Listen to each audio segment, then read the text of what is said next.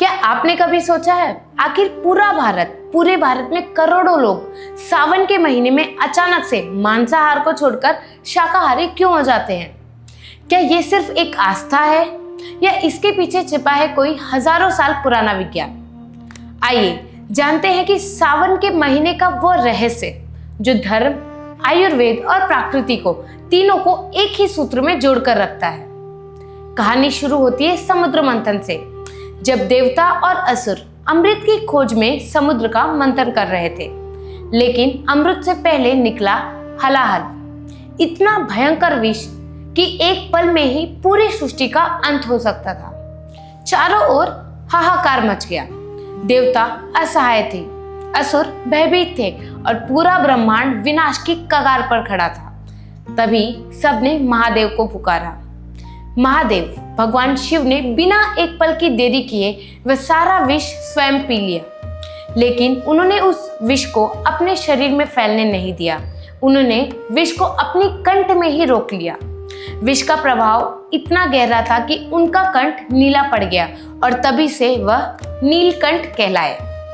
मान्यता है कि विष की गर्मी को शांत करने के लिए भक्त सावन के पूरे महीने भगवान शिव का जल अभिषेक और रुद्राभिषेक करते हैं। हर सोमवार व्रत रखते हैं, शिवलिंग पर जल, दूध, बेलपत्र और धतूरों को अर्पित करते हैं और इसके साथ ही साथ सात्विक भोजन भी करते हैं। लेकिन क्या ये सिर्फ धार्मिक परंपरा है?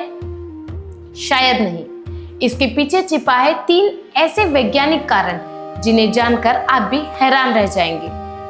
पहला कारण, मॉनसून और स्वास्थ्य।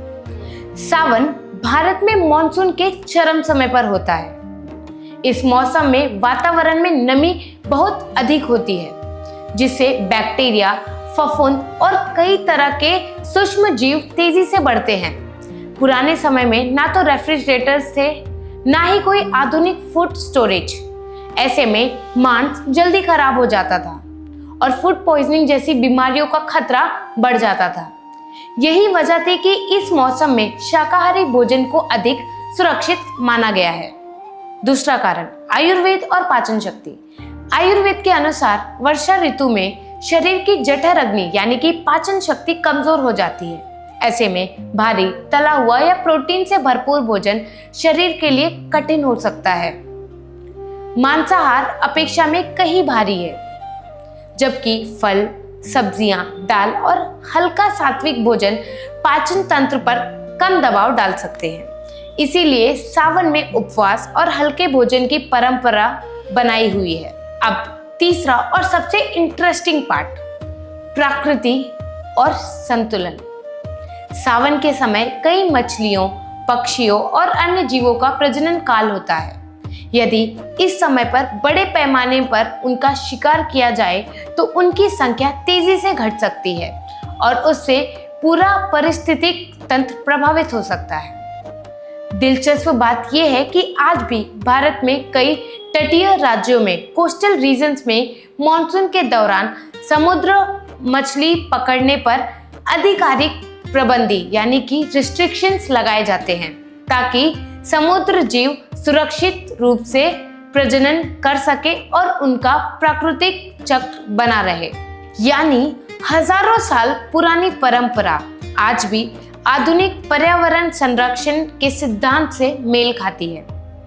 तो क्या सावन सिर्फ एक धार्मिक महीना है या फिर ये हमारे पूर्वजों द्वारा बनाई गई ऐसी जीवन शैली जिसमें स्वास्थ्य, पर्यावरण और आध्यात्मिकता तीनों का एक संतुलन छिपा हुआ है? शायद इसी वजह से भारतीय परंपराएं केवल पूजा पाठ तक सीमित नहीं, बल्कि उन्होंने प्रकृति के साथ जीने का तरीका भी सिखाया है।